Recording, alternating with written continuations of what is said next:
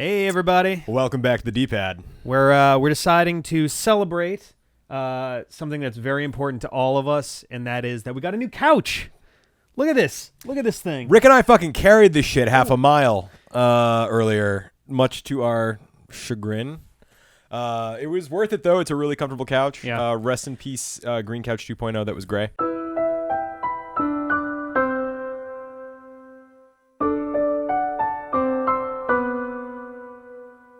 We'll either fix it or throw it away. So if you want a piece of D-pad history, hit us up. Come and get a couch. Come and get a shitty broken couch. It's great.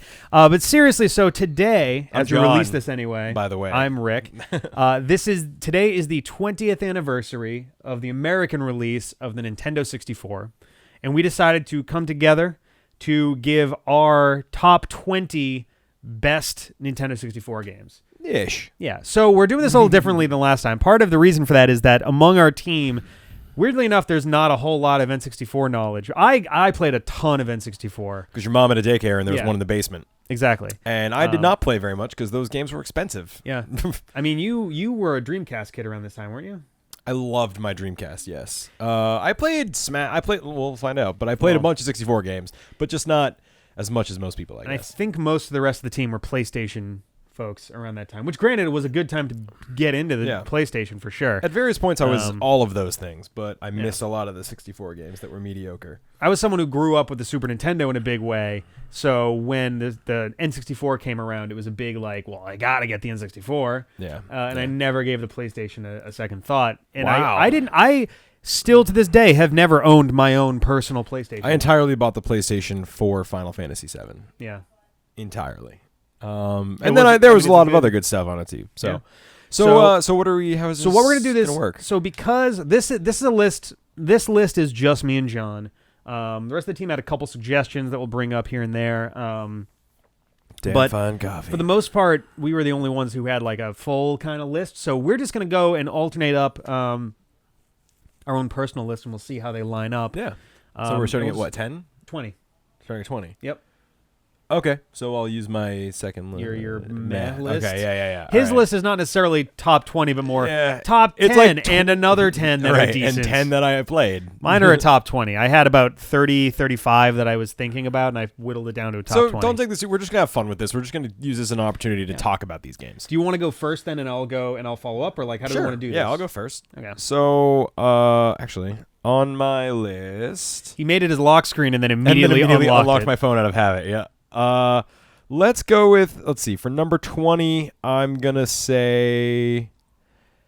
So would this be 20th best? Yeah, 20th best. 20th best. But I put a bunch of games that I hate on there. Well, why did you do that? The whole... Because I told you I've only played 20 games, and I gave you 10 of my favorites in order, and then I gave you 10 ones that I did not like that much. I told you this. We've talked at length about this. This isn't my fault. Why don't I start then? And then when you feel that you've reached a point where the rest above that are worth being on the list. Fuck you, Rick. You set me up. Go ahead. Jump in. All right. Just say your game. I thought, hey, let's make a top 20 list was pretty clear. And then I was immediately like, I didn't even play 20 good Nintendo 64 games. There were plenty of them. My number 20, for starters, is NFL Blitz on the N64. What? I got nothing. But do you ever play it? So it was an arcade game that I think they ported to the N64. Okay. And is in the same vein as NBA Jam and those other kind of like exaggerated, slightly cartoonified versions of which were always more fun than the others. But yeah, if you've never played it, it's pretty awesome. I hear NFL Blitz 2000 was not that great. Neither was NFL Blitz League, I think, was the third attempt at it. The original is really the best. Usually, so instead of it being 10 yards to a down, it's 30 yards to a down, but you would like jump halfway across the field and do diving tackles, and there were no penalties. You could do whatever the fuck you want. It was ridiculous. You could drag people while you're running down the field. The physics are all wackadoo and stuff. The game is a lot of fun. All right. Highly recommend it. You can mess a lot with like cheats and get some really weird shit like giant heads or always on fire or invisible team, which is fucking hilarious because it's invisible to you too. So you're just like, I don't know. All of a sudden there's just a marker and you're like, shit, tackle. All right. So NFL Blitz, my number 20. My number... Moving up the list for me. Now, this is one I know that you at least like. Maybe not as much as others, but my number 19 was Snowboard Kids. Oh, I love Snowboard Kids. Yeah. Good. There we go, and that's it. No, Snowboard Kids was pretty cool because like it was a sport that didn't get a lot of love. Yep. Snowboarding really didn't take off in video gaming, as far as I could tell, until the next generation. Well, like 1080 Avalanche, SSX, and there was some. Was 1080 Avalanche N64 or GameCube? I thought started on PlayStation or something, but I couldn't tell you. But Snowboard Kids was awesome because they had like. They were cute. They were stupid, but they had like a charm. The town like had a little feel. The characters were kind of fun, and it captured a lot of the craziness of Mario Kart. But I think the racing was actually better. I liked Snowboard Kids 1 a lot more than Snowboard Kids 2. We differ on this. Yeah, I know. Spoilers. Yeah. Yeah. But I thought. Well, we can talk about that when we get to 2. Yeah. If we get to 2. But yeah, no, I thought Snowboard Kids was pretty good. As a racing game goes on the N64, it was definitely one of the best. Yep.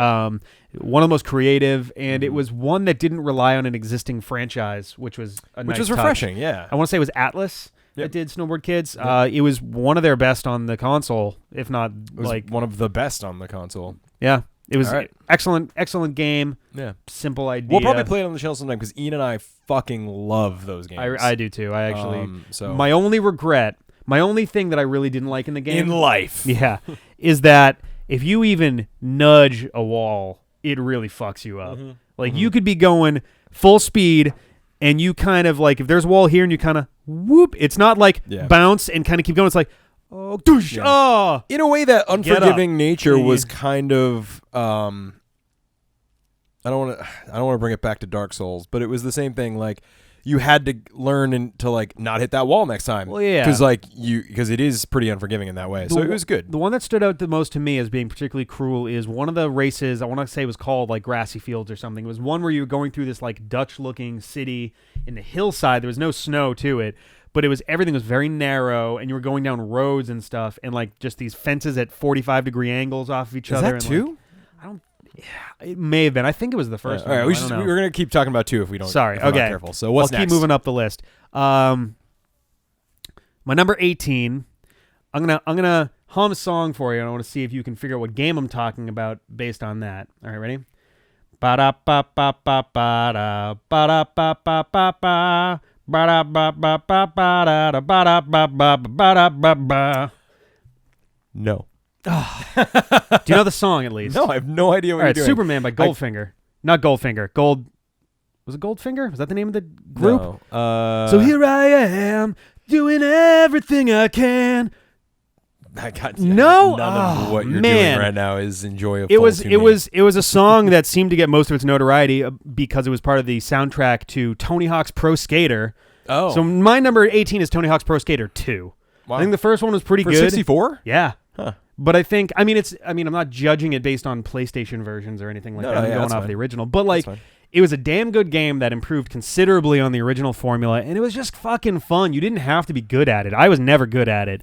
I'm just good at it that I didn't actually like it, but that's just me.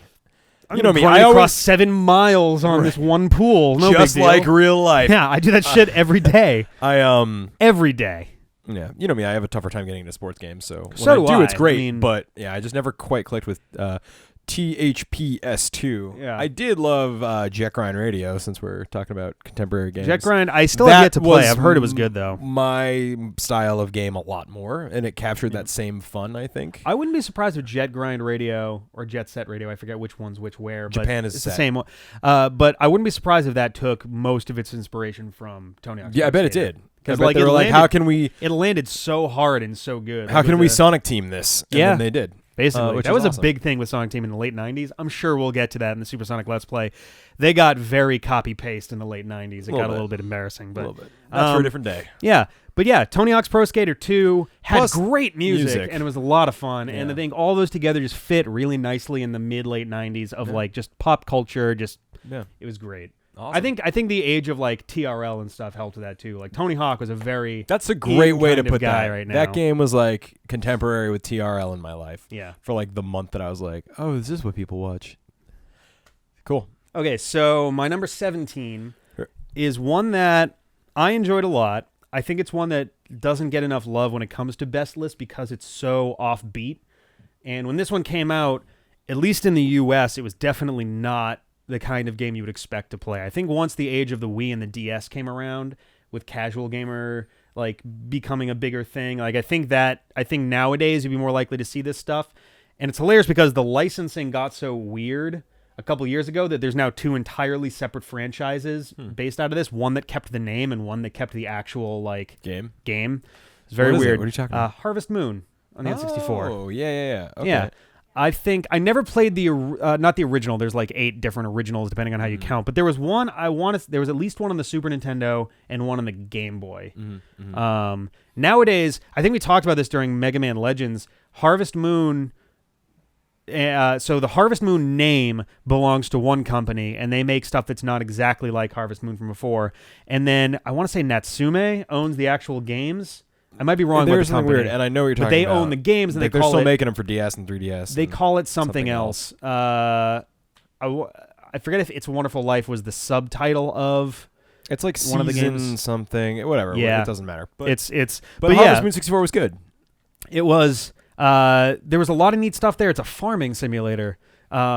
And like you would never expect in the 90s among games like Tony Hawk's, I'm gonna play some Tony Hawk's Pro Skater, do some nollies and shit, and then I'm gonna go tend to my cabbages and pet my dog. Like my cabbages. Yeah. Well, I gotta be careful because if I don't produce enough money in my 2 years, they're gonna kick me off my farm. And then I won't be able to get married. It's so weird. Yeah. I went for Ellie. I remember still. Ellie was the baker.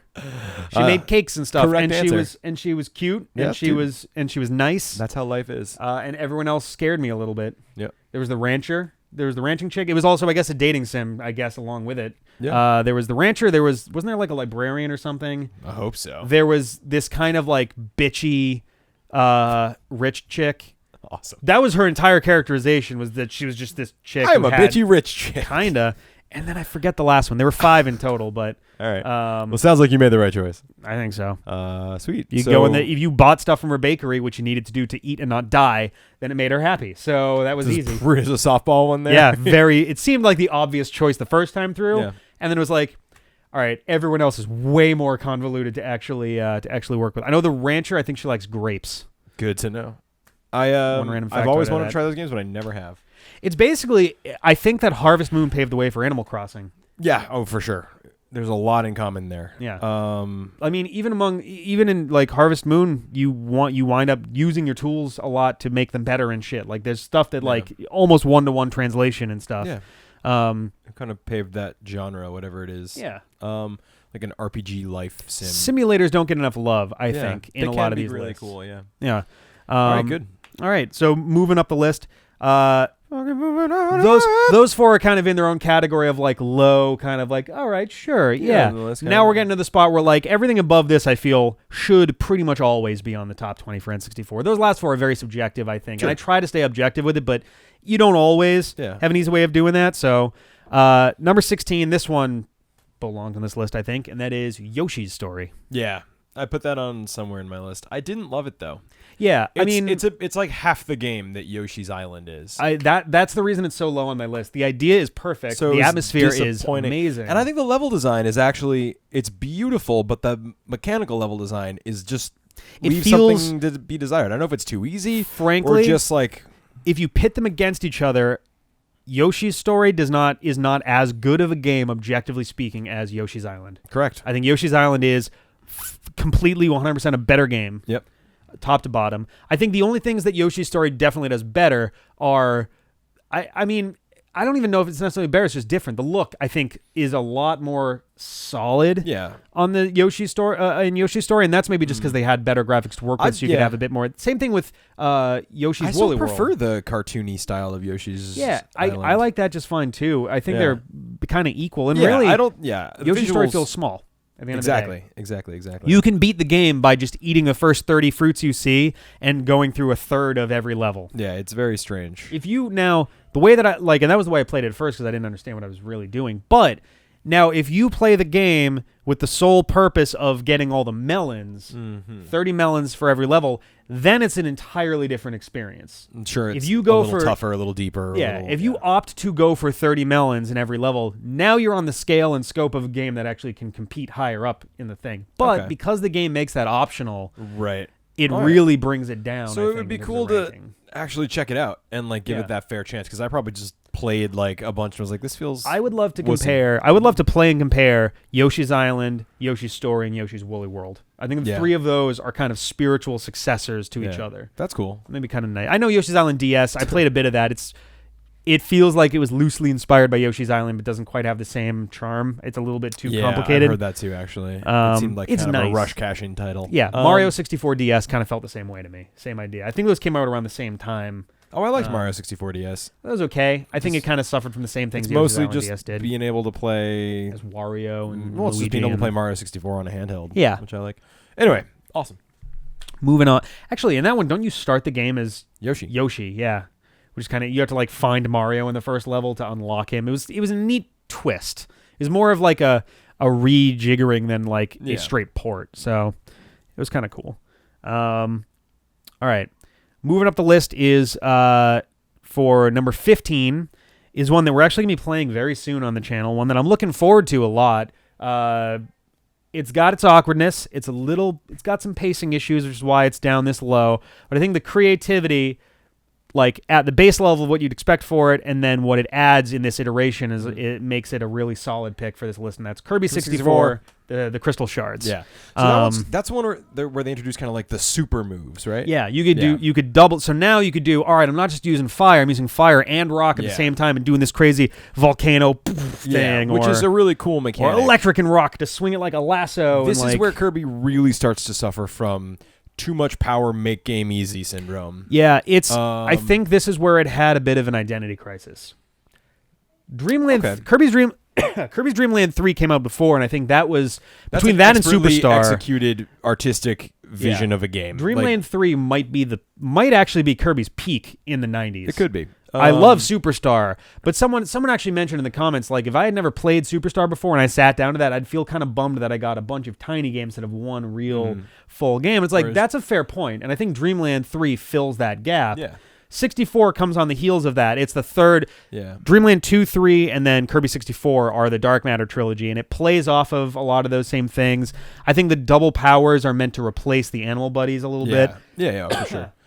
But the puzzles that are based off of those are really neat, I think. There's a couple good ones, but then it feels kind of cheap in some quick spots and easy. too. Yeah, it's one where it felt like, and that's part of the problem with early N64 games, is that they still didn't really know how to translate a lot of these to the 64. Yeah. Yoshi's Story was similar. It was a very Yoshi's Island-like game, but they weren't sure how to really It was a similar letdown, actually, in the same way. Less extreme from Yoshi's Island to Yoshi's Story. Yep. Kirby Dreamland 3 to Kirby 64. It was a bit of a... We had come to expect, like an expertly crafted, deep experience with Dreamland 3. The 64 was like, hey, we just barely figured out we were able to make a Kirby game for the 64. It felt a little bit more like they were getting their feet than like crafting something brilliant. And I think that's a theme we're going to see throughout this list. The 64 is a very transitional system. Yeah, nobody really knew what the was. hell they were doing. I mean, mid-90s, that's all it was. That was what it was all about. PlayStation was the same thing. There are some excellent PlayStation 1 games. Like Final Fantasy VII, you would be hard-pressed to find that not in a top 5 list of PlayStation, if not literally like almost always like top 1 or maybe 2. Right. But at the same time, there are some fucking dumpster fires on the PlayStation 1. Oh, man. N64, PlayStation 1, when they were bad, they were very, very bad. Yep. But most of that is to blame with the generational shift combined with the sudden emergence of 3D technology everywhere. And this is when games started to become cool. Yeah. Right? Like for the early Prior 90s, to this, it was a very Genesis and Super Nintendo, you were still a nerd if you played that shit. It was kind of like, now you could be like, was ooh, you doing got it. Mario World. Yeah, but like if you really got into games and you were really into the, Super Nintendo, like it was still kind of like, dude, you got a lot of Super Nintendo games. Right. PlayStation. It wasn't cool at that point, but then PlayStation started to make it cool with things like Tony Hawk and things like... that's where PlayStation stepped ahead of N64. Yeah. Between them in terms of the games they had, N64 and PlayStation were pretty much, I think, more or less on the level with each other. There was no real winner between the two of those. No, they kept it going the whole time. But I think the PlayStation definitely had a better functional library. I think on the cultural side of things, PlayStation won. Yeah, like it pushed a different vision of what gaming was. Question. We'll have to think about that. And PlayStation 2 benefited from that in a big way. PlayStation 2 was a killer. Yes. All right. We talk about the Super Nintendo as arguably being the best system in terms of really any given aspect of it. I think PlayStation 2 is the only thing that can really argue that. I'd still say money, Super it's Nintendo not better than Super Nintendo. I'd say but it's Super probably Nintendo, second but then best. number 2 is PlayStation 2. So many good and games came out. You literally, at least right now, cannot throw PlayStation 2 out of the top 3. Yeah. I think the third one down would probably be, if we're going consoles, like home consoles, the Xbox 360 would have to be number 3. Yeah, just because you can literally play anything on it. If we're going overall, then I think the Game Boy Advance might actually take the number 3 slot. It's not going to beat those top 2, but it's up there. Good. It's good. All right. So number 14 on my list. When we get to the top 7, we're gonna have some discussion. At least for mine, because like I knew what my number 1 was gonna be for the most part. I was pretty sure, but I wasn't, and I had to weigh it differently. But like my number 2 to 7 was just this block that I was having the hardest time sorting between. Because it's like, how do you gauge some of these games that are so different and like come from different ends of the spectrum? Like, here's a game from 1996. Here's a game from 2003. Like, it gets really hard to gauge those sometimes. Maybe not 2003, but so what I started to do was separate them down by genre. So we had like action platformers, we had sports, we had RPGs, and so like that kind of helped me get these into like an order. Yeah. And you could go like, all right, the best ones from these, which is the best of each of these best ones, and kind of go like from that. So this one is a racer. Yeah, it's a racing game. Better than Snowboard Kids, in my opinion anyway. Not as good as some other stuff on the list. Yeah. So my number 14 is Diddy Kong Racing, the first of many entries by Rare on this list. Rare is still pretty good at this point. This was not their golden age, but they were still pretty good. I think this might have been their golden age. We'll talk about it. So the plane is what made that game worth playing. Yep. The hovercraft sucked. It was big and soft and floppy, as we previously discussed. It's hard. It's hard when it's soft big and soft and floppy. Yeah. And the racing was not as good as Mario, or the kart racing was not as good as Mario Kart. So why did they even bother? Like, the plane made it really cool. Getting through the rings was fun. Like, they had some things. The battle mode didn't feel quite the battle right. mode was not really worth playing, to be really honest. So yeah, I think that it was a much more creative game than anything else racing-wise on the N64. That was still a good game. Okay. I think it had the most creativity going into it because there was a lot of diversity. You had boss battles that none of the rest did. That's a really good point. The boss battles in the plane made that game worthwhile. Those were sweet. Whizpig was fucking hard as hell, especially in Silver What's he Balloon doing now, mode. am I right? I know. He should be in fucking Smash Brothers, man. Oh, man. Only as an alternate costume for K. Rool if they ever get him. Oh, man. But so, yeah, no, I thought it was a really good game. It was a much broader game than Snowboard Kids. I think Snowboard Kids was a fine game, but it had a very narrow scope. It was narrow, but it was better at that one narrow thing, whereas Diddy Kong tried to be all things to all people and suffered for that a little bit. You could travel around the open world, find hidden shit. It was very much Rare making a Mario Kart style game. Yeah. Everything about it was fine. It was a solid game. There were some weak points, but like it was a very hard game if you really tried to clear the whole thing. Like if you tried to get TT, be prepared to spend tens of hours trying to make your way through all these things. No, thank you, please. Yeah. But Diddy Kong Racing, number 14, was awesome. Next? All right. My number 13 is probably, I mean, outside of maybe Tony Hawk's Pro Skater 2, I think this is the least Nintendo-y one on my list. Okay. This is one where it benefited greatly from its time in arcades. It had a port on the GameCube and PlayStation that is very easy to mix up because it literally uses the same first level, which is very weird, odd. and then the rest of the game diverges completely. And it's just really solid. I think it was a great revitalization for a franchise that was kind of like a whatever sort of game. No idea what you're talking about. Gauntlet Legends. Oh, all right. N64. So you liked that. One of my favorite arcade games became one of my favorite N64 and then GameCube games. Did it follow the same formula as the original Gauntlet? I mean, the one where it's like top down, walking around in like a... Not really. Especially like... Okay. I mean, you were still up to four players fighting your way through mobs of just wave after wave of enemy, but it was like you were uncovering shit. I mean, yeah, I guess it kind of is. But so it was like an update of that idea. Yeah. Okay. Except it was a lot more sprawling. It was one of the best uses of actual 3D in terms of exploration I had seen. Because like the whole point of Gauntlet is you're trying to uncover hidden shit, and this one actually, I mean, outside of some of the really like big ticket item like games, you actually could explore a lot. These were some really actually kind of complicated, busy levels. Nice. I'll have to try that sometime. I would love to play it on the channel sometime. Sarah's got it for the PlayStation 2, PlayStation Play. I forget which, but it also has a multi-tap, and it'd be fun to try one of those on there at some point. Right, but sweet. those are the games where you get Green Warrior needs food badly. That's where all that shit comes from. Excellent arcade game if you ever see it. Definitely. Yeah. I think the arcade ones eventually got rid of Gauntlet Legends and replaced it with the updated version, Gauntlet Dark Legacy. That's the one on GameCube. Right. They also put out a new game about 2-3 years ago that was more in line with the original. I haven't played it, but I heard it was all right. More of like a dungeon crawling kind of thing. Moving on up to my number 12. This one, and just a reminder: the reason we're not doing mine is because I can only come up with 10 games that I didn't. Yeah, hate. we're gonna bring him in a second here.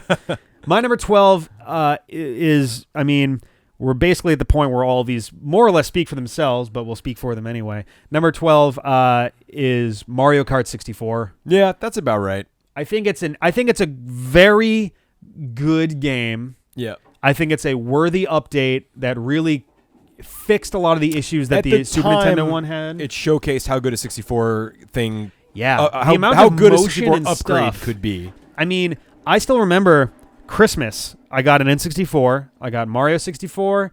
I got Mario Kart 64. That must have been a badass Christmas. I was losing my mind. Yeah. I think those were the only 2 games I got, but I was like, ah! And like, it was awesome. I mean, not to the point of N64 kid, but like pretty damn close. And I remember pulling out Mario Kart 64, playing a shitload of that, and at one point, my dad gets up and he leaves the room, and I was like, okay, that was weird, whatever. And I'm playing some more, and he comes back and sits down. He's got like a glass of water. I'm like, what's going on? He's like, nothing. It's like, what? And he's like, it turned out he was getting vertigo from watching all the 3D. Because you got to remember, before this, everything was sprite based, and everything was kind of like, mode 7, like whatever. And your dad's a huge bitch. But now, one of the things I was doing, I had heard about the Rainbow Road. Oh yeah. Cheat, so I'm like, watch this, and I like dive off the road, and just like, oh. It's like, oh my god. That's true. If there's anything in gaming that will give you vertigo, it's like track skipping in Rainbow Road. Yeah, but it never occurred to me because like we grew up with that kind of ever-changing technology, and our parents didn't. Right. Like not to that kind of level. That's true. So that was probably like his first experience with like, holy shit. Yeah. Like it's 3D, the future. man. This is crazy. Yeah. I mean, it's basically the same as like if you put on a VR headset right now without ever having dealt with like 3D TVs or the 3DS, like stereoscopic, or even maybe doing Virtual Boy or something. You'd just be like, whoa, oh my god. Like, the reason you don't see YouTube videos of people doing that to their grandparents is because it keeps killing the grandparents. There's a lot of times you see them putting on the thing and be like, and like fall over because like it's so overwhelming. But yeah, Mario Kart 64. My only real gripe with it is like, it was okay. That was all right. I don't know if I liked. I don't think I liked it better than the original though. That was the thing. Mario, yeah, that's one of my things. Is I actually at this point I actually kind of like Super Mario Kart a little better. Yeah, not by a lot, and it's still better than Double Dash in my opinion. Yeah, I think Mario Kart 7 and 8 and the DS version and like the ones they did once they hit the Wii and the DS. Even Super Circuit was pretty solid. Because then they get into honing it rather than updating and trying to right. Cool. I think Mario Kart 64 is one of my favorite examples of text as texture as well. Okay.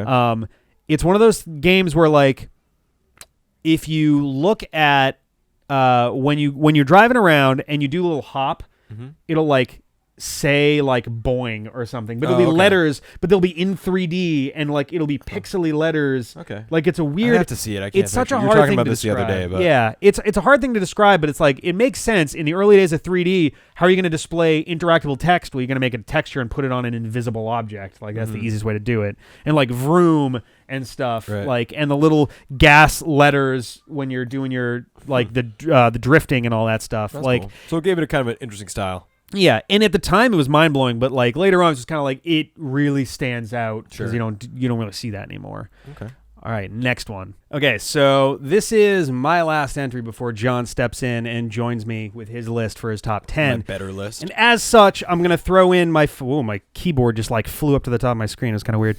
Now is this is the last one. This is I didn't do this on purpose, but I feel like this is the right time for a game that I would be personally surprised if it showed up on his list just because it's such a weird quirky, I'm ready.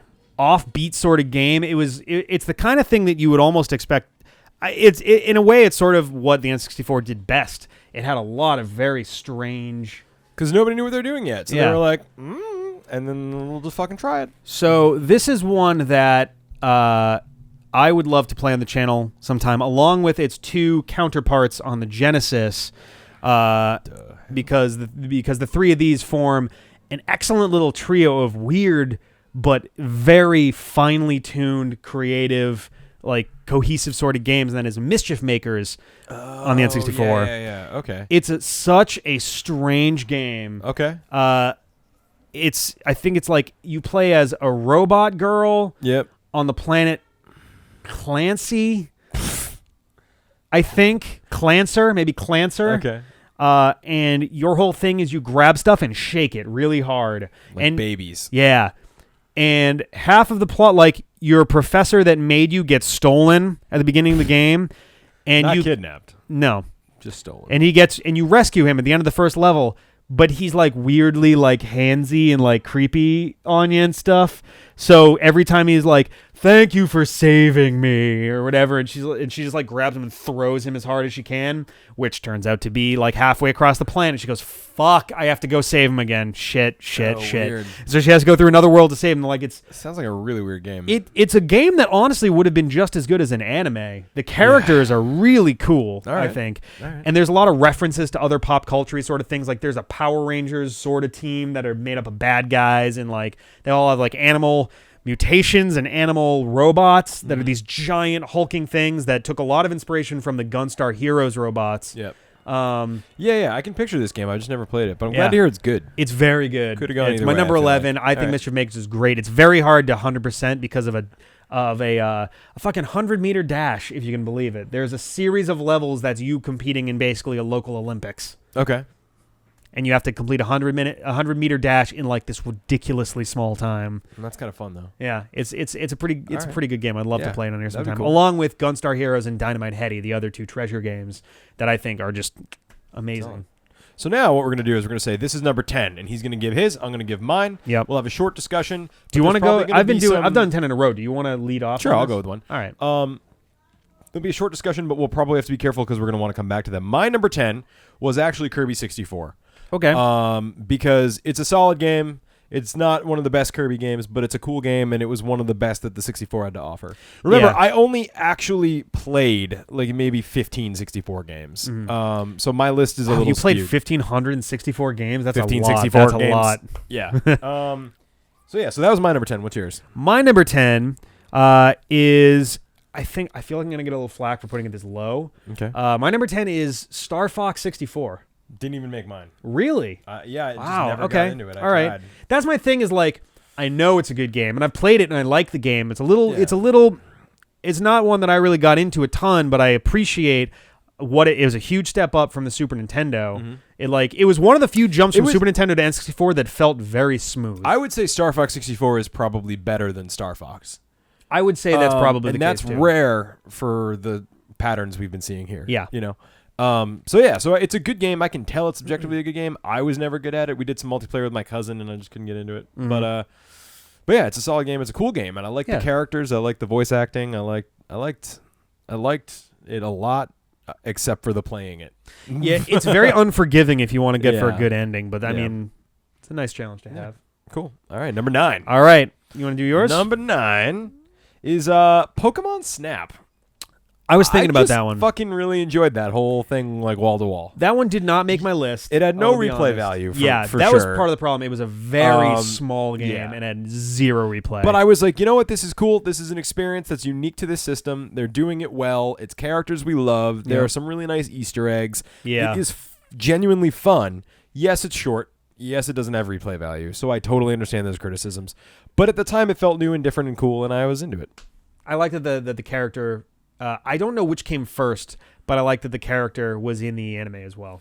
Oh, he was? That's cool. Yeah. I didn't know that. Not for long, for like 4 episodes. Yeah. I think it was clear that they were making the game and they wanted to have Professor Oak, but they didn't want to have Ash be the guy taking pictures of stuff. So they made a character and they were like, all right, let's put this into the anime to kind of cross promote it a little. Yeah. And he was all about photos and stuff and that too. And That's like, awesome. that was kind of neat. Yeah, it didn't make my list because of those reasons. Like, it was short. It was like not any real replay value.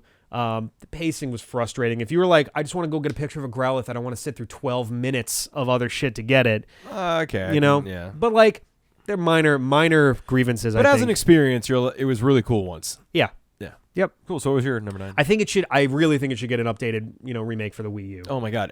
Or they should build or that the into 3DS. Pokemon Go. Both of those. Like, you can take your 3DS and be doing one of these. By it's all a no-brainer. means. But again, that's like almost what Pokemon Go should have been. Yeah. All right. My number 9. Another one that maybe we get to this point where like the games at this point are all just good, so it's hard to justify like, oh, I mean, it's really good. That's why it's my number 9. Like, right. No, but if you think about it, there's a lot of sense. games. So like, my number 9 was Donkey Kong 64. Didn't make my list. Yeah. And I played that, and I chose to not put it on my list. I debated making this my number 14. Honestly, this was almost actually below Diddy Kong Racing. Not because it's a bad game, but among the offerings that were being made for platforming in 3D at the time, it was objectively the worst of the best. I'm going to spoil some stuff, but I don't think any 64 platformers achieved being better than Mario 64. It set such a high bar, and I don't think any of them got there. But and I think most of all, that frustrates me about Donkey Kong 64. Yeah. Because the country games were so smart and artistic and well done. Very tightly made, very tight, good puzzles, fluid, a lot of really like smooth kind of motion. And I think that's when Rare started jumping the shark for me. Because 64 was like, we're trying to be cool and goofy. Mm-hmm. And even Donkey Kong Country 3, I didn't like 3 as much as 1 or 2. Started to suffer from that, maybe. Yeah. But Donkey Kong 64, none of the class of the Donkey Kong Country 1 and 2 were in that game, and it seemed like a total wasted opportunity. It didn't have quite the same soul as Donkey Kong Country 1 or 2. And there were too many characters. It wasn't 5 felt like a bit much. Different enough between the characters. If it was easier to switch between them on the fly, then I think I would have cared less. But the fact that you had to go out of your way to go find a new path back to the thing that it felt like a chore. The bosses the whole were time. really good. I thought the bosses were very creative. Yeah, so it's on my meh list, which we'll talk about at the end. I think part of it too is just like graphically it wasn't very appealing either. No, it wasn't. They could have done a lot better. Yeah. I expect more from Rare. They fucking blew everyone's mind and revolutionized how 3D renderings are done. Yep. On the Super Nintendo, you can't like give us some. They did basically like choppy 64 game. They did the equivalent of rotoscoping with CGI for the Super Nintendo, which is mind blowing. Yeah. No one had ever done that before. Yeah, it took like days and days and days to render sprites, and sometimes it wouldn't work. It was amazing. And they put in all of that for a game that was basically, hey, what if we took a really popular arcade game about beating up a monkey, but actually made it an arcade, made it a platforming-ish sort of collect-em-all game, kinda, but didn't use regular kinds of sprites, and was very like... Yeah, I'm pretty sure that's exactly what the pitch sounded like. I mean, that's the thing. It's like, it's such a weird game, and then Donkey Kong 64 came around and was like, what if we just did like Bubsy, but with Donkey Kong? Yeah, maybe that's what it was. Maybe I was getting Vietnam flashbacks from fucking Bubsy 3D playing 64. Yeah. The DK64. I didn't like it. For what it's worth, I did like it, just not nearly as much as many others. But I think that, like, it was still a big game. It still had a lot to do and a lot to say, and the levels were pretty neat. I think it had a lot of flaws, but I think at the end of the day, I had more fun with that than I did with stuff like Star Fox 64. That was my most conflicting thing on this entire list. All right, let's see. All right, guys, for number 8, this is where I put Snowboard Kids, the original. Fucking good game. We just talked about why it's good. You don't need to know much more. I just really liked it. It was one of those sport... You know, one of the problems with sports games is there's often a little bit of a barrier of entry. And Snowboard Kids, you just pick up and you're having fun. Like, from like minute 1, I feel like. Yeah. That could be part of it, too. It's one of the rare games that I actually enjoy the beginning much more than the end. The earlier races, I have a lot more fun just dicking around on the hills and just kind of screwing with that as opposed to, all right, time to go through the fucking glowing city at night and try to not rocket off the sides and stuff. Yeah. Same thing goes for Diddy Kong Racing, for what it's worth. Yeah. Though that last level of like galactic themed stuff makes my blood boil. Yeah. The rest of the game is fine, but that last level is like everything is frustrating. But yeah, Snowboard Kids was really good. I think the first one was a very solid entry, but I think there were improvements made later on. Spoilers. Okay. Yeah. 8 for you? My number 8 is one that we've played on the channel, sort of. in a loose sense, it was an inferior port, but I'm glad Nintendo got their hands on it because it was how I played, and I would have never had a chance to play it otherwise because I didn't own a PlayStation. That's Mega Man 64. Oh yeah, okay. Yeah. Awesome game for the N64, and did they fix definitely the tank controls in that? No, because it was a one stick. Oh yeah, and right, and the Z button and all that stuff. Okay. So like there was no way to make that work. Okay. Whoops. I just accidentally went into camera mode in my Evernote there. But yeah, so Mega Man 64, you got to see us play it. I love that game. And I think that was one of the better platforming offerings, really. It was a platforming shooter, which there were almost none of on the N64. Yeah. So it really was kind of in a league of its own. And I mean, yeah, it's aged a little bit rough. I think the tank controls really hurt it. Nowadays, I think if it gets ported again, I hope that there's a little bit of an edit to fix that. Yeah. But it wasn't enough to destroy the fun of the game. I think it was still a perfectly... It looked good. I wanted it when I was a kid. I just never got it. Yeah. I think that was one of the earlier games that I really made sure that like I worked at a farm stand for a couple summers, and I was really desperate to make sure that I could get enough money to like I spent extra. I was like, can I please work with more corn or whatever? And it was like, let me huck more corn. Yeah. Or shuck more corn. But yeah, Mega Man 64, one of my absolute favorites, and I was so happy to be able to put it on this list. Cool. So that's my number 8. All right. My number 7, Majora's Mask. Believe it or not, I know it was on like my worst best Zelda game, I think, if you go back. That was such a controversial video. It's so tough, right? Because it doesn't hold up, guys. I'm sorry. At the time, I thought it was awesome. It doesn't hold up nowadays, so that puts it in a weird place. At the time, though, it was fantastic. And still, the story and art direction and vibe.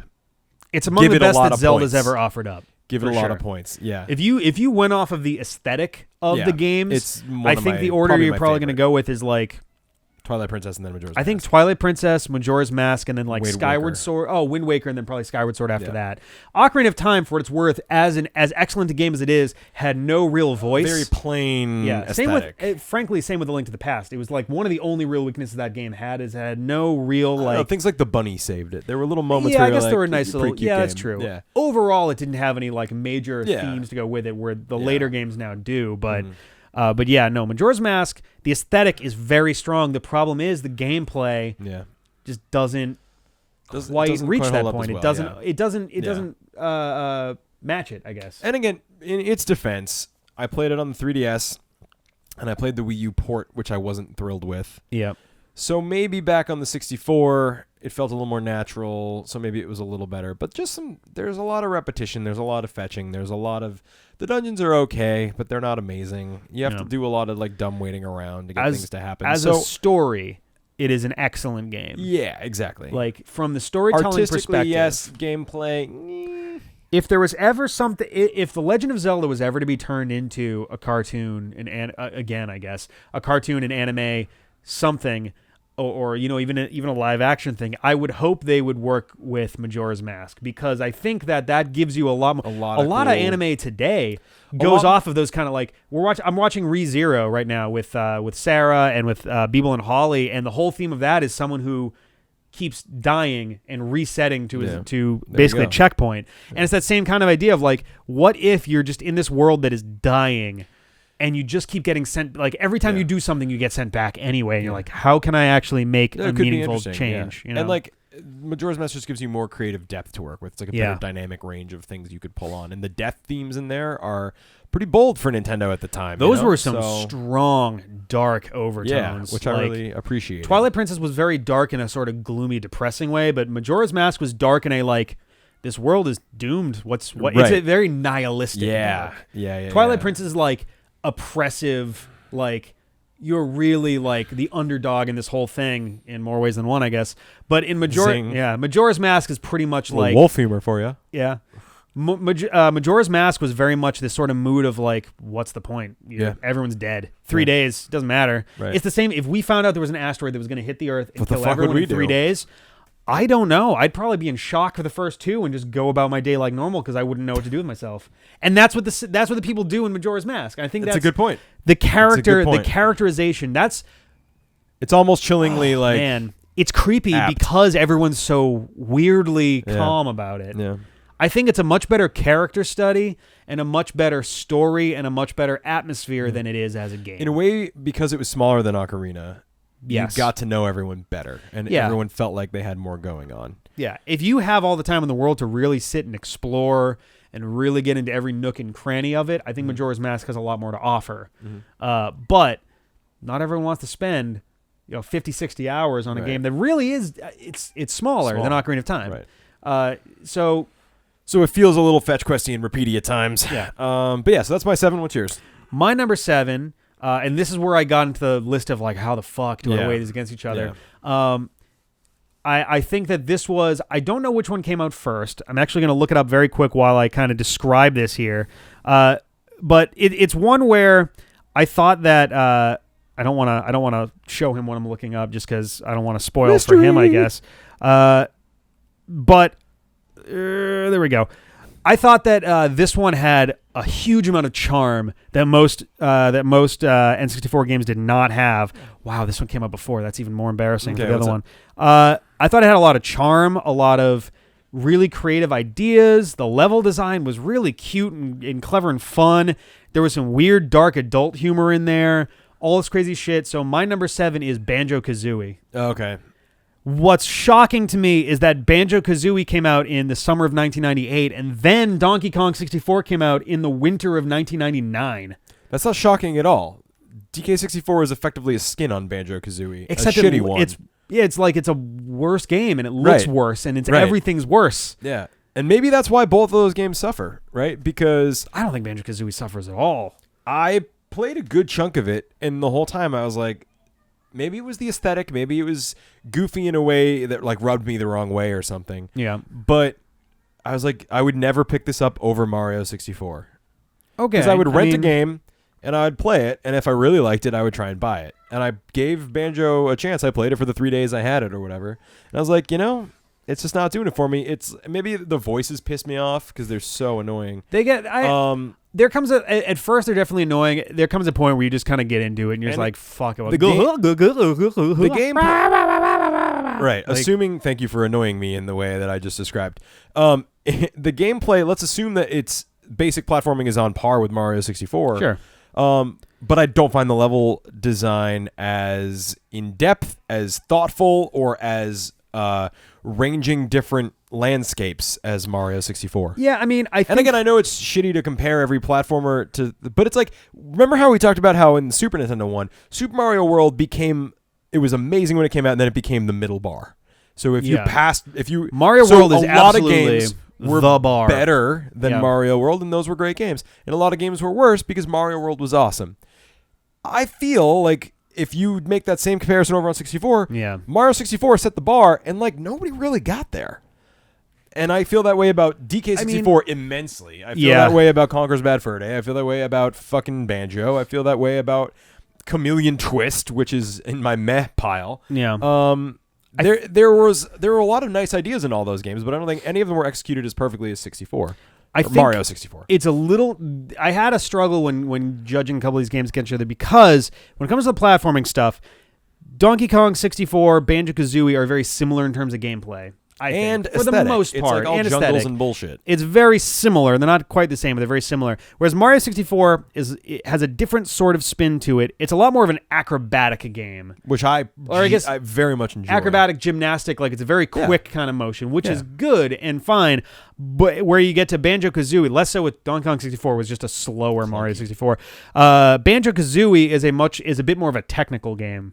Like, it's a lot more, like, careful, like, all right, we got this slope that I can walk up if I use Kazooie, and then if I use the egg instead of walking in, then I can, like, stun it, then I can go in and, like, it's a bit more of a thinky one, where Mario, it's like, jump, dodge, jump, fuck, wall jump, backflip, like. Yeah, and maybe in that technicality, Banjo-Kazooie loses a little bit of the visceral fun. Maybe. That might be, and that's fair. But yeah, and again, I'm not hating. I would give it a chance now in 2016. I mean, I'm not gonna commit to every opinion I made when I was a cool 13-year-old kid. Like, but I was fucking cool. So this way, Banjo-Kazooie and Banjo-Tooie were good enough to the point where people were livid when Banjo-Kazooie Nuts and Bolts came out. Sure, like that was a And that's an major insult just like regardless, but like they shot themselves with a foot in the foot with a semi-automatic rifle. Rare's- like they just like, oh god, what did we do? Rare's history is like coolest company ever. Shit. Yeah. Like they are just on a downward trajectory their entire career. Which is it's good that ukulele is happening. I have high hopes for it. So that's Platonic, Rare? I forgot. Yeah, well, it's not Rare. It's Platonic. Ex-Rare It's people. Is the same. Is the same. Although guys Rare who- did do Battletoads before DKC2 or DKC. Yeah. So yeah. All right. So cool. What's our next number? All right, let's see. Next up is number 6. Number 6. Number 6. Oot. Really? Yeah. Legend of Zelda: Ocarina of Time. Wow. Here's why. Because it's I mean, better. I'm not personally offended. I guarantee that we're gonna get fire. Come in the at me, comments over bros. this. You know why? Because it doesn't hold up, and it is less fun than the other games I have 1 through 5. And you can't argue with that. Like I get it. It was. I don't an epic think. I don't think it experience. doesn't hold up. I think it is that with the It has release of aged. with the release of Ocarina of Time 3D on the 3DS, I think a lot of its weaknesses were more exposed than Right. they were before. Yeah, I think. Yeah, 3DS. Ocarina of Time 3DS makes it look like lipstick on a pig. It's like it hasn't been. The graphics update wasn't enough, and it almost made like it made it stand out worse. more. Yeah, Yeah. it made the flaws stand out. There's more, a reason exactly. that I put the 3D remakes on my worst list. Both of them, I think, on my Yeah. worst list for Zelda, and it was just Yeah. because like. Yeah, they were kind of better in a few technical ways, but they But it's exposed so many bigger cons. and it was better to play it the way it was designed. I feel like I think Yeah. our original Legendary Let's Play suffered from the fact that we weren't playing those two on their native platform. I think Possibly. it might have felt a little better, just like with that 64 controller in our hands. Now, is that a totally minor pedantic thing? Probably, but it seemed to affect me. I don't know. But yeah, Ocarina of Time, of course it was revolutionary. Of course it was great to see what they were doing with Zelda. It was ambitious. It was I think that was an very enormous ambitious. step up. Yeah, I mean, incredible, huge step up from an already gigantic. A Link to the Past Yeah. was a crazy large game too. yeah, I wouldn't say step up. I would say step into 3D because I still would take Link to the Past any day over Ocarina of Time because, in my opinion, it holds up a lot better. There are some moments in Ocarina of Time. Trying to mess with the hook shot in battle was always a pain in the dungeons ass. are Z targeting. What the fuck is his name? Ego Raptor. His video about it sums it And up better than sequelitis, we yeah. even could. Yeah, sequelitis. He's like, it takes all the charm out of combat. It's just kind of formulaic. The It way you're denaturalized supposed the to- combat basically. Yeah, It split it into yeah. combat and not combat. Yeah, exactly right. And whereas the whole cool thing about the earlier Zelda games was that, or at least one and Link to the Past, you were combating while solving puzzles while collecting. Like there was no differentiation. Hilariously, he spends a good chunk of that video shitting on Skyward Sword, which was pretty new at the time. But I think Skyward Sword actually managed to start to walk that difference back a little bit because you could Maybe. run around and just swing the Yeah. sword without having to be like, oh, hang on, ha! Okay, now we can run again. Like, I'm sure Skyward Sword has redeeming qualities, but I went to Trader Joe's today, and the guy ringing up my groceries had a Triforce belt buckle. So I was like, Yeah. "Hey, friend, like I know your game." And we were talking a little Legend of bit, Zelda. and I was like, "Are you excited about Breath of the Wild?" And he goes, "Hell yeah, I am." And I was like, he's like, "It can't be worse than Skyward Sword." Ugh. And I was like, "Fuck yeah, you are so right." And then I was like, "Oh, we have a YouTube channel, and we hated that game." He's like, "Oh, what is it?" So if you're out there, grocery man, thank you. In summation, fuck Skyward Sword and Ocarina of Time. Again, I'm not saying it's number 6 on my list of top 10. That's a great spot. it is true. You know what I mean? It's Like not I'm even not that saying it's it's not dog even- shit. I'm just yeah. saying I would choose the other 5 games to play more often than this one. For my number 6 was Majora's Mask. Fair enough. I mean, we just covered it 2 seconds ago. It's just like it deserves without question, it deserves to be on a top 10 list. Yep. When I make these lists, and I know that I mention this, I think every time we do it, I go for not just how it makes me feel. Yeah, you go for more objective. I go for how I fucking feel. I try to go for not only just like rating it on like its qualities just in a timeless sort of scope, but also the impact it made at the time. I feel like you try to give PC answers. I feel like you try to make a list that will please the fans as much as it pleases you. No, I mean, whereas I'm just like, there's a lot I of love like you fans, there's but a lot here of are my preference in opinions. there, but there's a lot of times where I'll go like, man, if I was gonna make, I'm trying to think like what on this list I would have put way higher if I was just going off of my own personal like whatever. But yeah. shit, Well, no, that's I cool. don't So know. Majora's Mask- Mischief Makers would have gone a lot higher if it was just a matter of like, well, I love this game, but I know that it's not as good as or fine-tuned as a lot of the other ones. I mean, I can't say that doesn't play into my thought processes because, I probably might even be more different if I was totally able to shut it off. Because, well, maybe not. I don't know. It's hard. It's a small number of games for me. Yeah. I mean, I think so when it comes to how I rank these, part of it is the cultural impact. Yeah. Not just in games, but also just in general. And I still remember the commercial for Majora's Mask. Mm-hmm. I don't know if they played it I don't know if they played it if they showed it in the US, but they definitely were like showing it overseas and stuff. We're just taking a picture for reasons. All right. Oop, my mic is way far away here. Hi. I don't know what we're doing. But so said keep talking. It was hard I wasn't in the dance, shot. Monkey, dance. I don't know why you insist on making that a vertical shot, but whatever.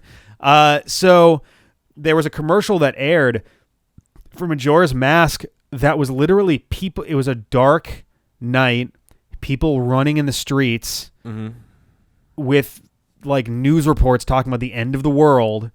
People, it looked like New York City or Chicago or one of those, like, and it was like this kind of dark, just people running, and there's someone who's like running and he stops at the TV and it's like news reports from all over the world and it's like the world is ending, everything's gonna die, and it's just like this ad is like the world will end.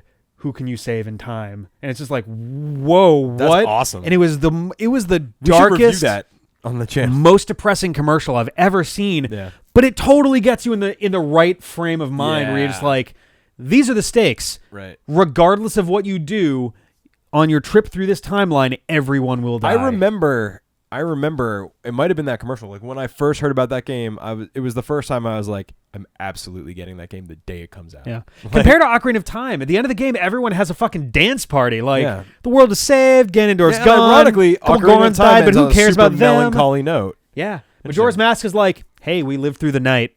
Cool. Yeah. Back to Dawn our of day. a new day. Yeah, it's like, fuck. That's the thing, too, is like for those characters, it's just another day. All they know is, whoa, the moon was weird for the weekend, and then it's just back to life. Right.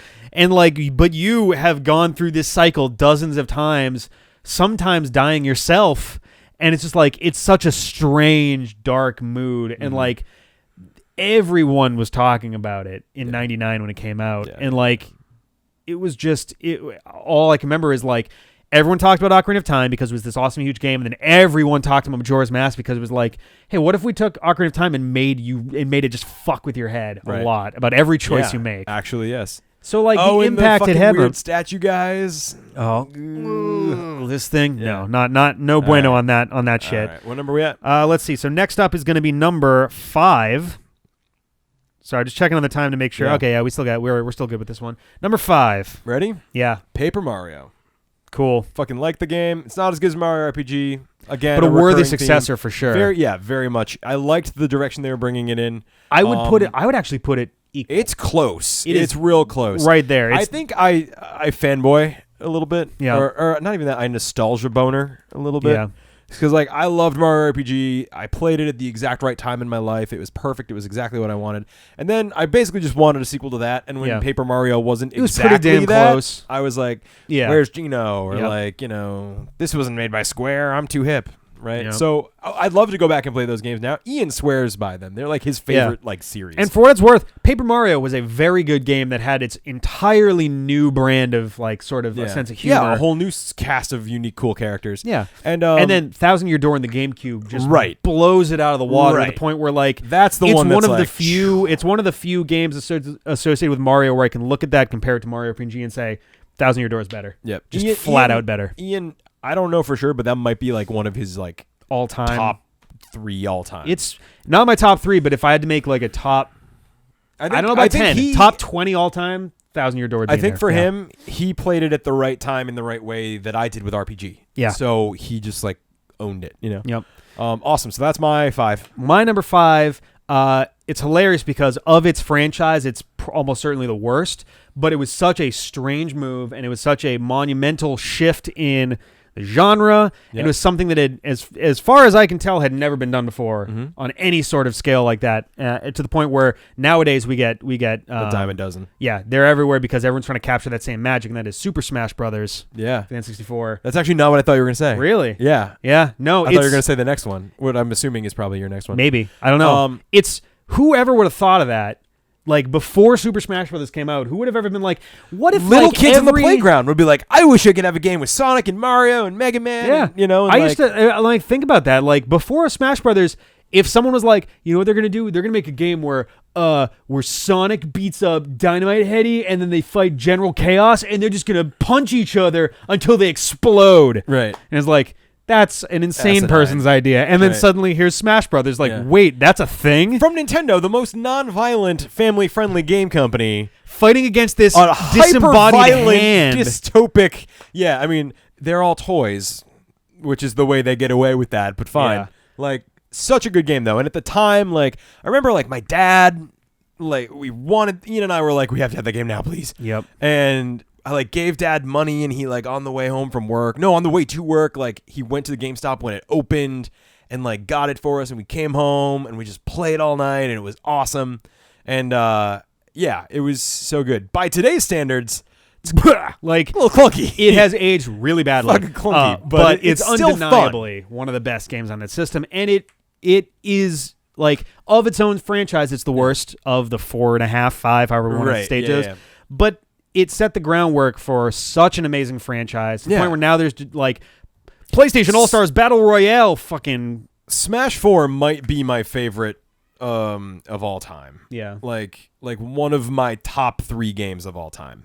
I would love to see them do a Smash Brothers game where you can... Let me back up a little bit. Where you can change the mode a little bit, because the games had very different physics. I think Yeah. Smash 64 was very floaty. Yeah. Melee was a bit more tight. Middle. Yeah, it was very tight. Brawl was very heavy. Yeah. Everyone was a very heavy potato sacky sort of I think physics. they more or less fixed it with 4. I think 4 is pretty found a nice right medium on. between 2 and 3. Yeah. But yeah, Smash Brothers, undeniably one of the best on that So much system, fun. and a totally unique idea when it came out. Yeah. So there we go. Such a good time. On to number 4. My number 4 was Smash Brothers. Ah, So, nice. We're not too far off. You and No. me. Yeah, what else can we say about Nothing. it? Really nothing. What's just your talked number about 4? It. My number 4, this is the one that I'm going to get shit for. You got shit for throwing Ocarina, I think, a little bit lower than a lot of people might do. You're assuming I'm going to get shit from these people. I'm going to get shit for this one. That's because my number 4, which means, yes, I think there are 3 games that are better than this from a very wide array of things you can say about it, is Super Mario 64. What? Is my number 4. It is...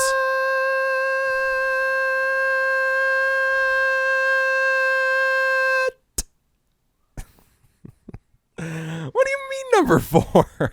It's not a bad game. It's my number 4 best game of all of them. I'm being a punk mostly, but name some flaws. That's what I want out of you. Some flaws. Why? Like, how could they have made it better? I don't think there's a lot they could have done to make it better. It's but there are 3 games that I think it is the were game better on the still than 64 that best executed its vision and promise. That's what I would say. I guess about that. my only real regret, the only real flaw that it has, in my mind, is, I don't know. I think I even accept the fact that you have to go into the level 6 times to get all the stars, or 7. I was going to say it's not that it's repetitive, because when you go back in, and Totally Mario different Sunshine mission. did the exact same thing. Yep. When you go in, it's a different, there's twists, there's things that are done differently in the level, and I appreciate that.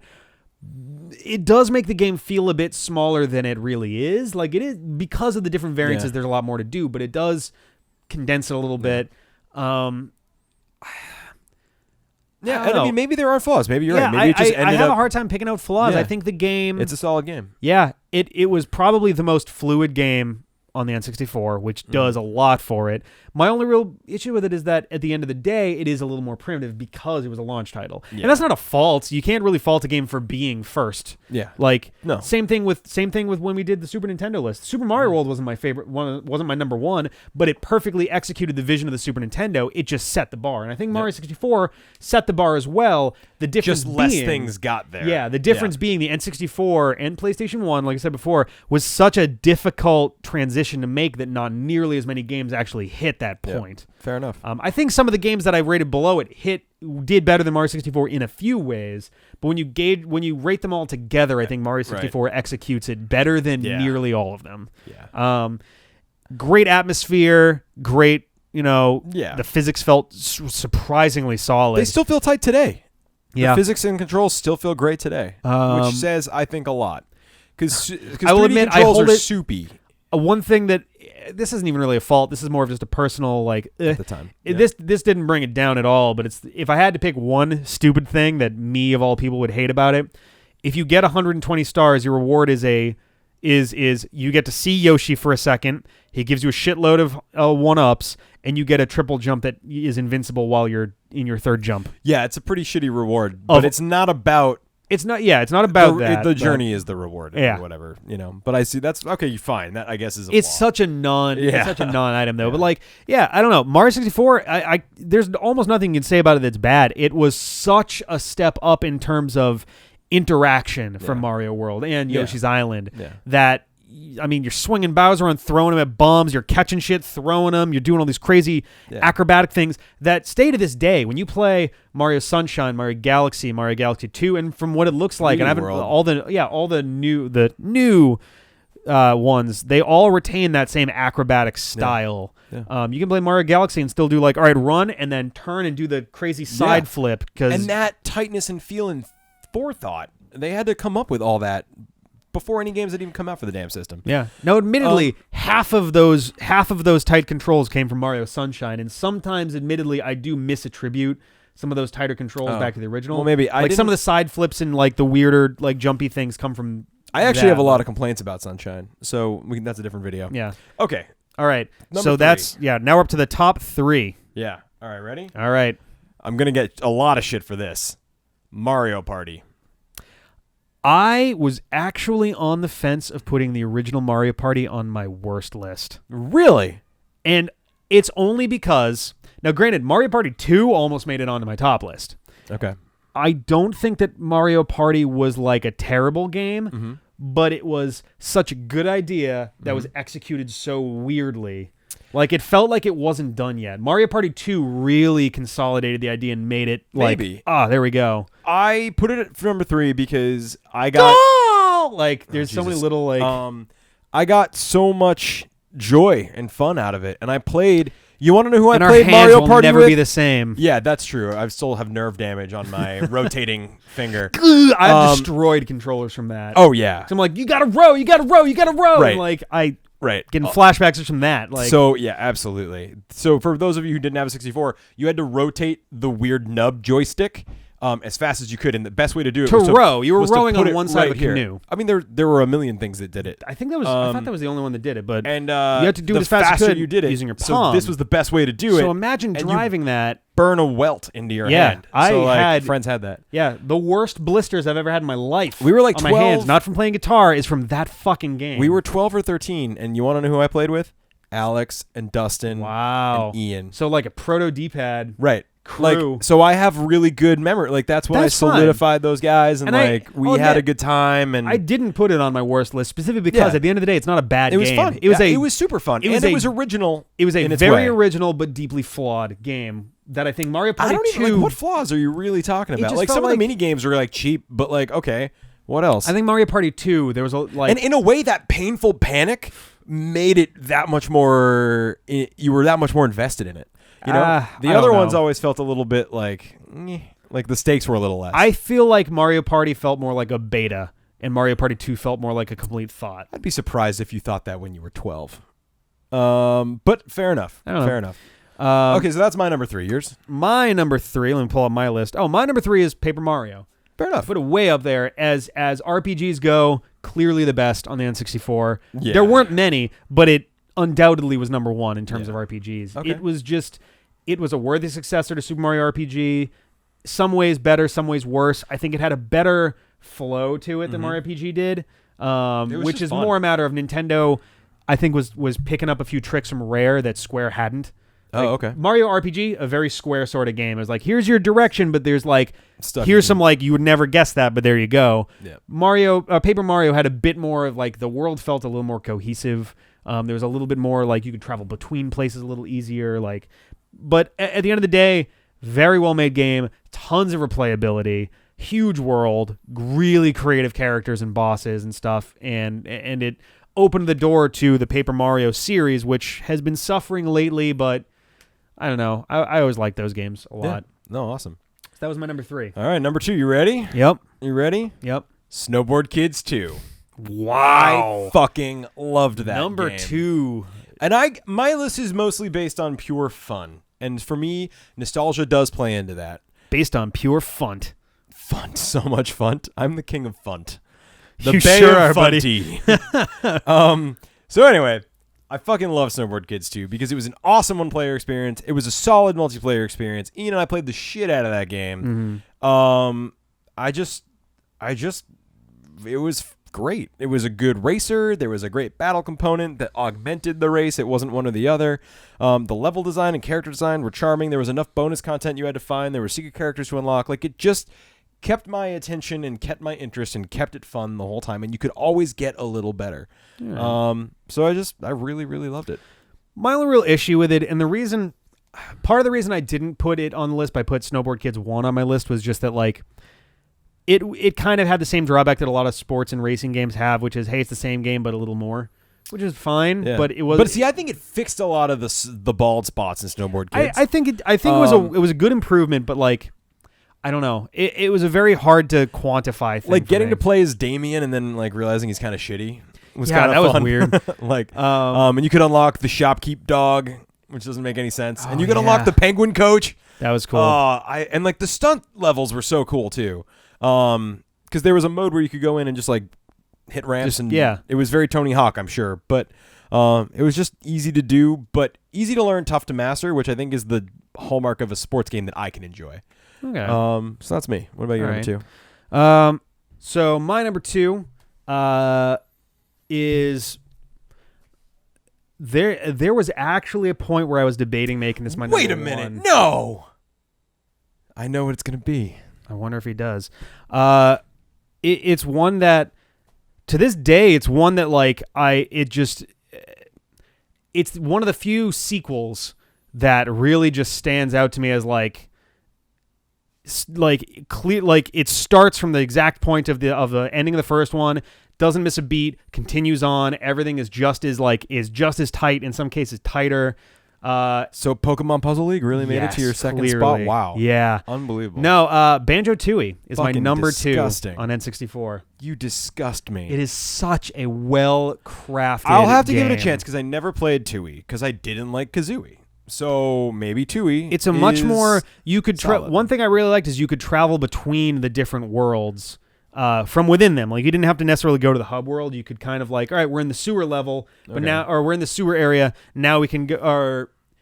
There was a sewer underneath the mountain level, but if you go out from there, you could go to the seaside town level. You could kind of jump around. In some cases, you had to go from really late levels to really early levels through these passages to get to secret areas, and there was so much to find. I'm a big fan of Rare's collect them all sort of thing, and that's what Banjo-Tooie really it was very good action platforming, but it added this level of puzzliness and exploration that very few games had. I think it took what Banjo-Kazooie did and just upped it so well, I think Banjo-Tooie is pretty much a masterpiece, to the point where I was definitely among those people who was furious when Banjo-Kazooie Nuts and Bolts came out, because it was the worst bait and switch I'd ever experienced, where the game was promising the Xbox 360 commercial. The first teaser for it is this amazingly high def looking banjo,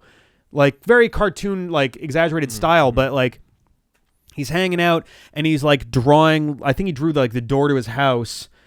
And then, now it looks like his house. And then the wall falls over and shows you this beautiful, just jaw-droppingly gorgeous 3D rendering of Spiral Mountain. Yep. And it's whoa, okay, is this what they're going to be shooting for on this? And it was sweet, we get a 3D Banjo-Kazooie game. And then Nuts and Bolts came out, and you start the game as a fucking chubby Banjo doing a stupid collection mini game on Spiral Mountain against Gruntilda's skeleton head, until some dude comes out and gives her a robot body, makes you skinny, and says, hey, cool, go build some vehicles, and you don't come back to Spiral Mountain until the very end of the game. This is interesting, but it was nothing to do with our horrible. task at hand. I now, know. I'm going to skip sequence a little bit, or I'm gonna cut you off there for Okay. the sake of conversation. My number one Well- is obviously Super Mario 64. I was going to go through some honorable mentions before we hit number 1. Oh, were you? Yeah. All right. Do you want to back up and There's no way then I was going to say is I want you to justify to me why Banjo-Tooie is better than Mario 64 Okay. I mean, for the sake of I think that Banjo-Tooie is a more refined platforming experience than Mario 64. I think Mario 64 laid the groundwork. I think the physics, the interaction, all of like the play style, everything was very flowy and fun, but it was also very I can't think of the word. It was very I can't think of the fucking word. It was like, think of something that's new and not really polished.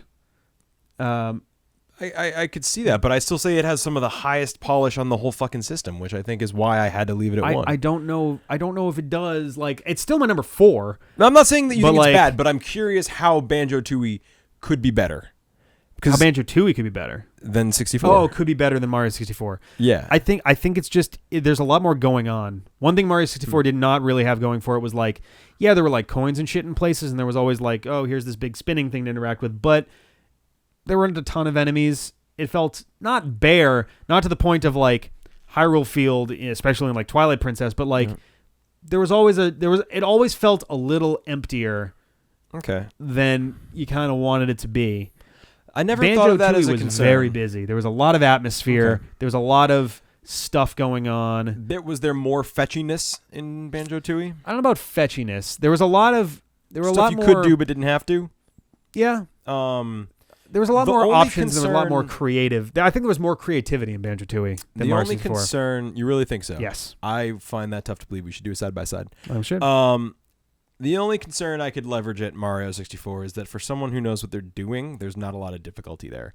They could That is have true, too. made some courses that were more platforming difficult. There are a few in there. That's somewhere where but- Mario Sunshine, I think, actually has an edge on Mario 64. Could be. Because like a lot of the early levels, yeah, they're the same kind of simple Could be. sort of thing. But then they have these really challenging, like, you have to kind of go out of your way to find them in the first place, and you really...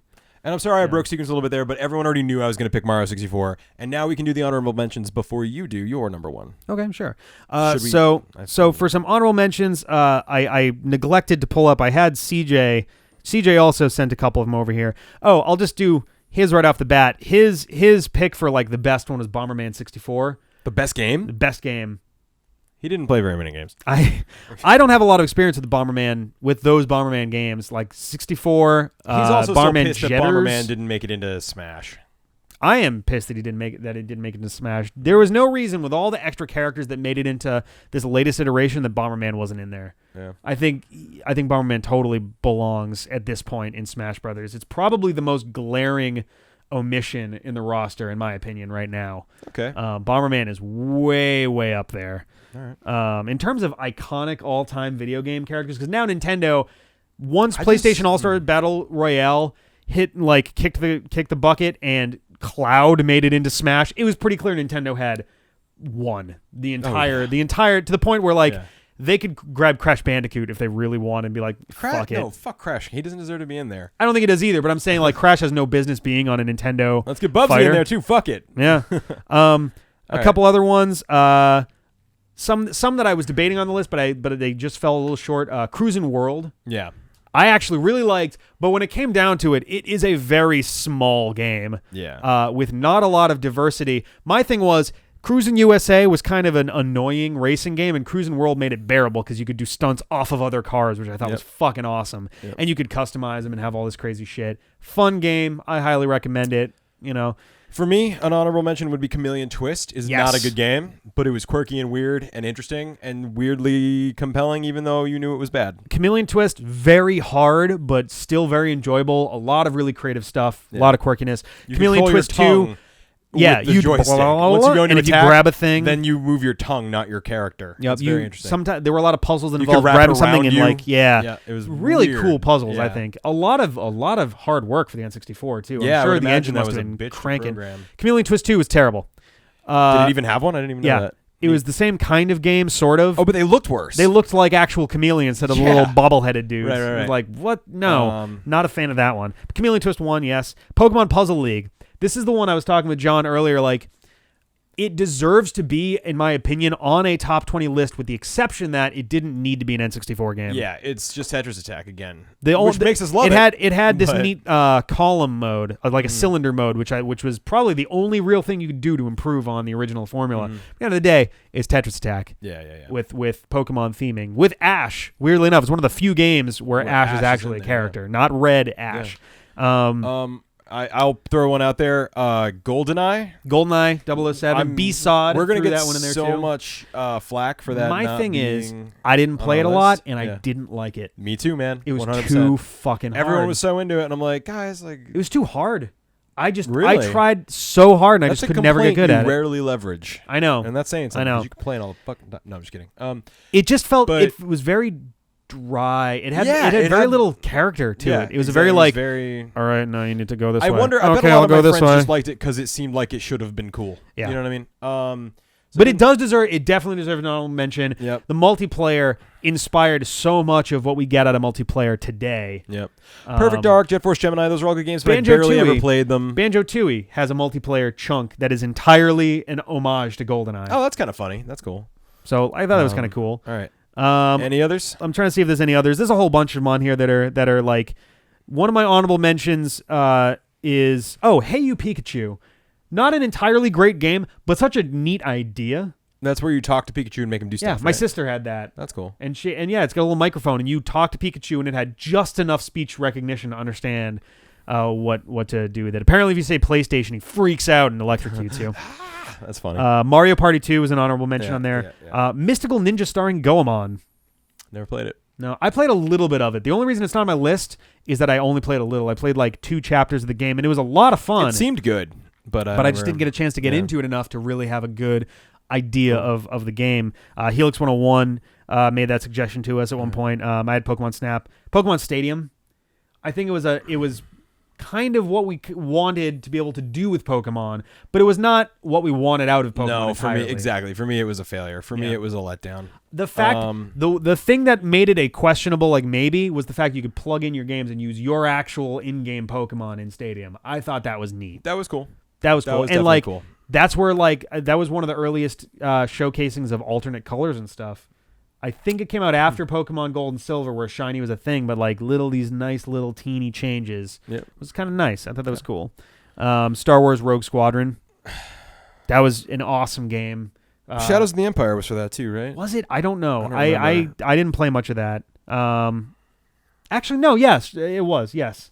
And that one's pretty good too. I think both of those probably belong somewhere in that. Was the Pod Racer one on 64? It sure was. Alex and Dustin fucking loved that game. They would and that's why they're wrong. Be one. They would do something where like they would each have like one hand on the controller or something, or like I don't know if you could have 2 controllers controlling one pod or something. They would do weird shit with it. Yeah.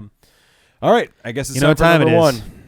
All right, so I'll be honest. Number 1. I'll be honest. I actually tried very hard to not make this my number 1 because it felt so, not like it felt obvious. It felt like the kind of answer that someone who doesn't care about actually being objective and trying to come up with a solid list would do.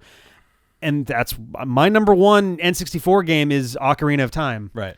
I that's like tried the most so hard. Basic answer I know, give. and it pisses me off because it is my answer. I mean, it's look, not just like Mario all right, let's 64. See. Like let's we're do not an too N64 list. Ocarina? Well, that was easy. Cool. What's next? Mario? Right. Like it no, wasn't. I imagine you hemmed and hawed over it and went back. I really did. Like, it was like I had my top 7, and I sat there and was like, one of these has to be better, right? I can't like. There's no way that it is just the. And part of that is like I have this thing where I get kind of contrarian about like popular versus good. Like I think you're it's a great big contrarian. I think that's a real problem that we have when it comes to visual media. Is it's very just one off on its own. Is that it's very easy to just have your opinion be influenced by what someone else says about it, and then just write it off as that. And that's what happened. That's what I feel like has happened with Ocarina of Time in a way, and it's part of the reason that we have to always have the disclaimer when we talk about Ocarina 3D. It's doing it again. Well, that's why it caused so much cognitive dissonance to me when I realized I didn't really like Majora's Mask or Ocarina as much as I thought. It's one of those things where like Ocarina Ocarina was these touted. are amazing. Ocarina of Time was touted for about 15 years as being one of the best of all time. N64 game. Period. Yeah. The best of that year, the best of that decade, the best that had been done up to that point, etc. But for a while, up until like 2010, people were still calling it arguably the best game of all time. Still, even over games that frankly are better. Yeah. I mean, there's really no way you can get away with calling any N64 game objectively better than some of what we've had since. Yeah. Or even before. But like when it came down to it, when I really weighed these games against each other, it's so difficult. Like the step up in terms of scope between A Link to the Past and Ocarina of Time, including the difficulty in making a 3D game, like a 3D action adventure sort of game, and make it like make sense, make it good, keep the glitches to a minimum, have it feel, compatible with, or like Kirby 64 struggles with its theming. It benefited from being a continuation of the Dark Matter trilogy, but there are some bits of its atmosphere that don't feel as cohesive with Kirby's Dream Land 2 and 3. Yeah. Or, Superstar. Mega Man 64 is a big departure to the point where it's a game that takes place 4,000 years, or 6,000 years after every other Mega Man game. You've got Yoshi's Story, one that took an entirely different visual style and kind of felt like a smaller game. You got Mario 64, which, like its predecessor Mario World, sets the bar for the console, but it did it in a very different way. Instead of being a big, difficult platforming challenge game, like all the stuff, it's kind of more of like an explore and like really here's what 3D can do. In the same way that Super Mario Brothers and The Legend of Zelda on the NES were counterparts to each other in terms of one is a platformer, one is an overhead adventure game, and they kind of take two opposite approaches to the same idea. I think that's what Mario 64 and Zelda 64 do. Mario 64 is this very sprawling, like just kind of whatever thing, and whereas Zelda's a bit more of like, all right, we really should like, let's look at everything. Let's really explore and like take stock of what's going on, try to explore, try this on that, try this on that, try this on that. I think that it captured the same kind of essence as A Link to the Past. I don't think it's as good. Right. I think when we did our best Zelda games, I'm 99% certain that A Link to the Past was my number one. Yeah. And Ocarina was like number Ocarina does 3 or 4. Much I don't remember. For it sure. Does. I'm not shitting on it as a bad game. It has faults. And it has frankly, a lot of faults. If you stack up the number, if you could find a way to objectively make a number of pros and cons, I think Ocarina has more faults than Mario 64, but I think Ocarina does a lot more impressively than Mario 64, and that's what makes that my number one over Mario. The ambition is so much larger. It's the also boss like comparing battles apples and oranges epic. A little bit. The boss battles are huge and epic. There's this wealth of items that really there's so many different things you can be doing. Yep. The music is more memorable. The music is great. Ganondorf, everything. The battle with Ganon and Ganondorf. Every piece of characterization we get for Ganondorf came from this game, with the sole exception of his sort of being a pig mournful. monster. No, I mean his sort of like his introspective nature came from Wind Waker. Every other aspect of Ganondorf comes from Ocarina of Time. Everything else, That's true. honestly have spent the last 2 weeks trying to think of any game that I could objectively put above Ocarina of Time, and I couldn't do it. You know what it is you're being more forgiving of the game mechanics because of the fact that it was so inspirational and so epic and such a big improvement. Or playing them growing now, up. there are games I would rather play right now. If I had to play an N64 game, I'd probably pick Banjo-Kazooie or Banjo-Tooie over Ocarina of Time right now. I'd probably pick Mario 64 over Ocarina of Time. But in 1996, 7, whenever it came out, I think it was 97.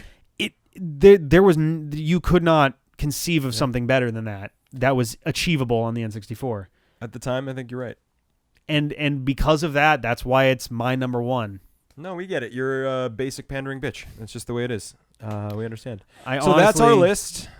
Yeah, I honestly tried to find something because like don't be so hard on yourself. Well, no, because I wrote it down. and was like, you're not actually a basic pandering bitch. Like every other comment's gonna be like, wow, Ocarina, real tough choice, Rick. Like, right. No. People probably agree with you.